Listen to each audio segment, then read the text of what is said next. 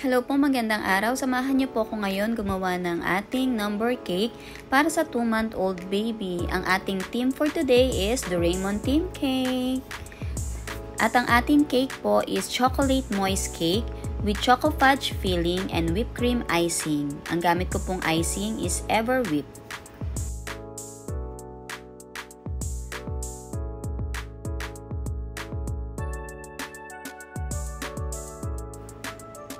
Ayan, umpisahan na po natin. Bali dito po, maglalagay po ako ng 1 cup all-purpose flour at isasalain ko po siya. Bali, isisip ko siya together with cocoa, 1/2 cocoa powder. And maglalagay din po tayo ng baking powder, 1 teaspoon baking powder.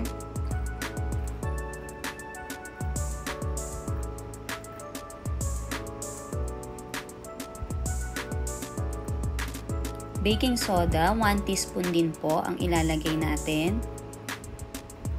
And salt, maglalagay po tayo ng 1 teaspoon salt.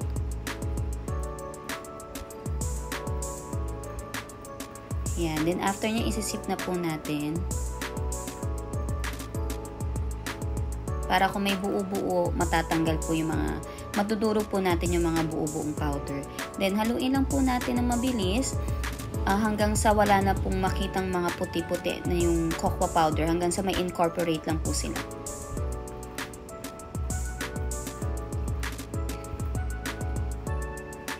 And then after po niyan, lalagay na po natin yung 1 cup na brown sugar. Ayan, nagtanggal na ako ng gloves kasi ang hirap buksan.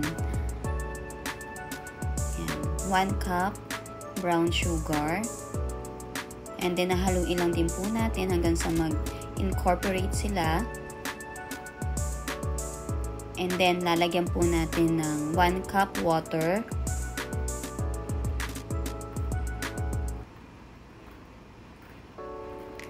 One-third cup ng oil, vegetable oil, canola oil. Then 1 tablespoon ng vinegar. Hahaluin lang po natin. Yan, haluin lang po natin sila hanggang sa magsama na po ang wet and dry ingredients. Then after po nating mahalo yan, i-strain po natin sila ulit ng 2 beses. Para po talagang wala pong buo-buong flour at cocoa powder. Wag din po natin masyadong haluin kasi baka po tumigas yung ating mixture. Yung outcome ng cake natin is baka po tumigas. Kung makikita nyo po, hindi po ako naglagay ng egg. Pero kung gusto nyo po maglagay ng egg, pwede rin naman po. Pero sa akin po is hindi na po ako naglalagay ng egg. Ayan. Strain lang po natin hanggang sa para po matanggal yung mga buo-buo para maging smooth po yung cake natin.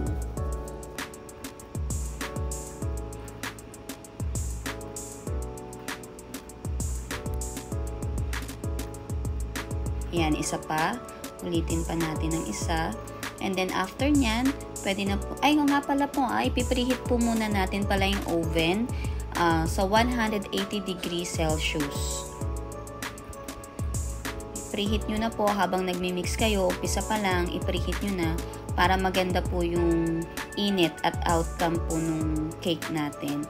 Tapos yan, naglagay lang po ako ng oil dun sa silicone na paglalagyan po natin ng mixture natin. Tapos yung pan po na ginamit ko dyan is 8x12 para lang po masecure po yung silicone para hindi siya bubuka. Kasi kapag naluluto na siya, medyo bumibigat na yung cake, yung silicone po medyo bumubuka kasi. Hindi maganda yung nagiging shape ng number cake natin. Yan, saktong-sakto lang po yan sa isang gawa. Bali, makakagawa na po kayo dyan ng size natin ng cake ng 10x2. Yan, itap lang po natin para matanggal po yung mga air bubbles. Yan, para pag binake po siya, wala po siyang mga butas-butas. Para makinis yung outcome po. Yan, then siguro niluto ko siya, binake ko po siya ng mga 40 minutes. Pero mga 30 minutes, i-check nyo na. Depende kasi po sa oven na gamit ninyo. I-toothpick test nyo na po siya kapag po wala na pong lumabas na ayan, malinis na siya, wala nang sumamang mga mixture. Ibig sabihin, pwede na po yun. Bali, palamigin nyo lang po muna. Ilagay nyo lang po muna sa wire rack hanggang sa lumamig po. Tapos, mahanginan yung ilalim ng cake. Tapos, kapag siguro mga 5 or 10 minutes, ilagay nyo po muna sa ilagay nyo po muna sa ref. Yan po, galing na po to sa ref. Ilagay ko na po yan sa ref ng mga 30 minutes po. Kasi mahirap po siyang hiwain or hatiin kapag pumainit dahil madali pong madurog yung cake natin. Dahil wala din po siyang itlog, wala siyang egg, kaya medyo malambot po talaga siya. So, kaya kailangan po muna nating ilagay sa ref para po medyo mag-set yung cake. At pag hiniwa po natin siya or tinanggal natin sa pan or sa silicone mold natin, hindi po siya masisira.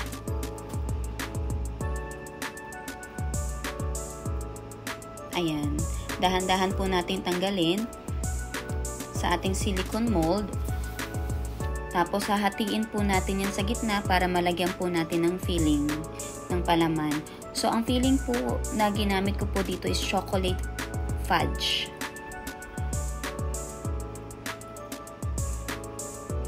Sa susunod po, papakita ko po sa inyo kung paano po yung paggawa ko ng chocolate fudge. Pero, ito pong pagbe-bake ko is based lang po sa aking experience at natuto lang din po ako sa YouTube. Nanonood po ako sa maraming iba-ibang content creator, sa ibang vlogger na mga sikat na po ngayon, mga baker. Yan. Marami po akong pinanonood, iba-iba po. So, yan, nahati ko na po siya sa gitna. And then, ita-transfer ko na po siya dyan sa ating cake board. Dahan-dahan lang po kasi medyo malambot siya.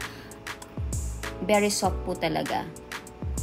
Then, hinati po natin sa gitna at para malagyan po natin ng filling. Kahit anong filling po, pwede po. Or pwede rin pong whipped cream lang din po ang ilagay ninyo. Pwede naman ding choco mousse or kahit na ano pong gusto nyo na maging filling ng inyong cake. Yan. Very smooth po yung ating chocolate fudge.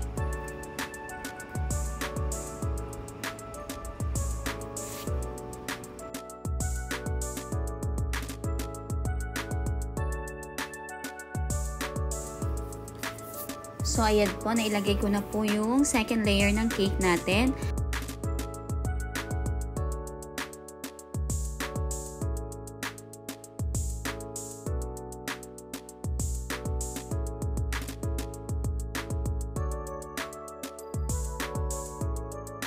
Inuubos ko lang po yung ating choco fudge. Nilalagay ko na po dun sa ibabaw. Parang pinaka-crumb coat na rin po ng cake natin.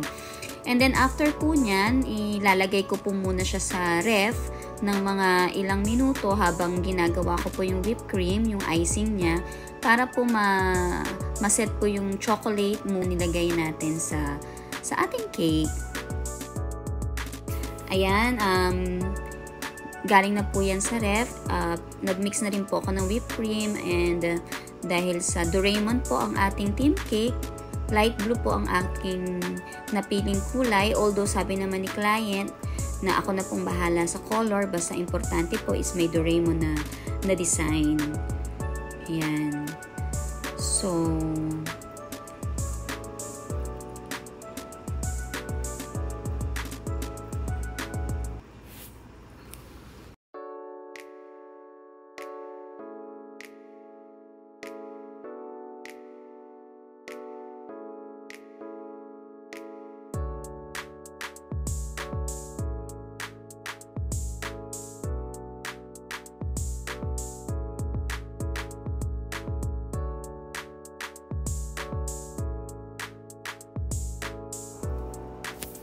ayan, medyo nagdagdag lang po ako ng dark shades ng blue para magkaroon lang po ng combination yung color natin, yung design ng ating cake, yung color. Magkaroon ng color combination, yon ganyan. And then yan, pinapa-smooth ko na lang po muna yung yung icing natin. And then, lalagyan ko po siya ng design na white sa gilid. Bali, star tip lang po yung ginamit ko dyan. Yan, para maganda po yung combination. Yan, papalibutan lang po natin siya ng star tip.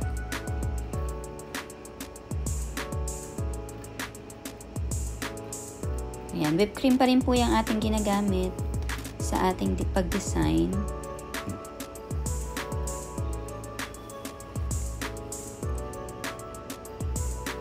Yan, medyo bibilisan ko na po ng konti.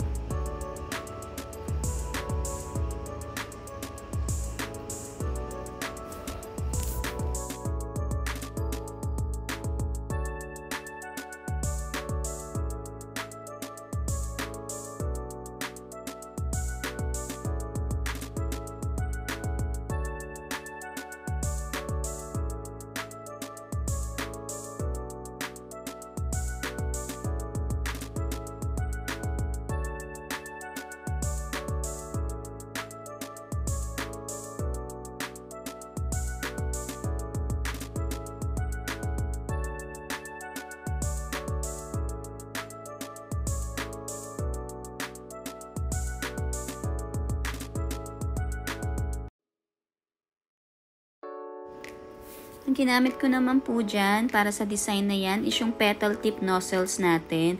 Yan, bali sinigsag-sigsag ko lang siya na parang lace. Yan, ganyan. Simple lang po. And then, yan, nag-rosette-rosette lang po ako ng small rosette white. Icing naman po. Para magkaroon lang po ng color combination yung ating design. Simple lang po yung ating design. Yan. Tapos lagyan din po ako ng color blue na rosette. Yan. Naglagay din po ako dyan ng white lace.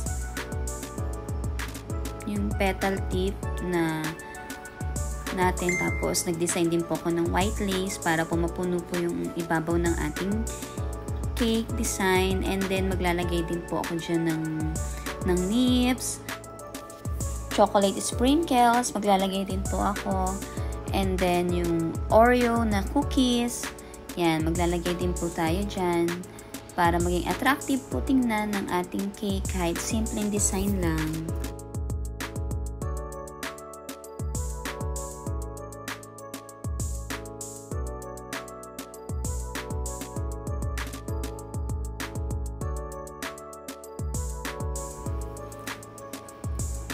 Hindi ko na po naipakita yung paglagay ko ng topper kasi nung binibidyo ko po siya, hindi po pala naka-play. Kaya, ayan na po. Ito na po ang ating finished product ng ating Doraemon Theme Cake. Maraming salamat po sa panonood at pakikinig. Hanggang sa muli. Bye-bye!